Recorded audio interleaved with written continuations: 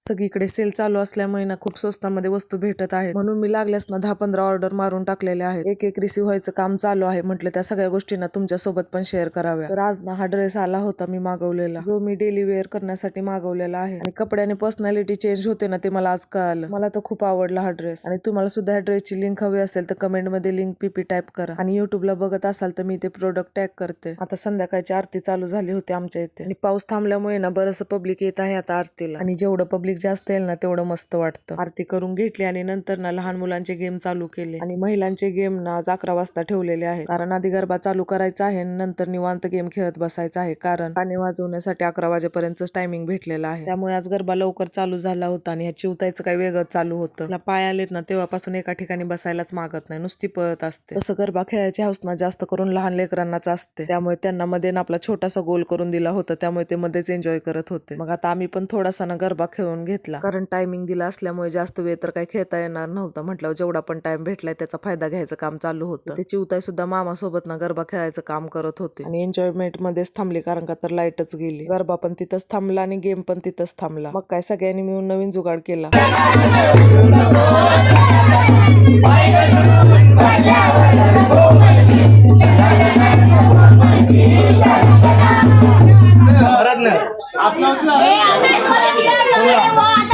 एक बार आम्ही घाली आता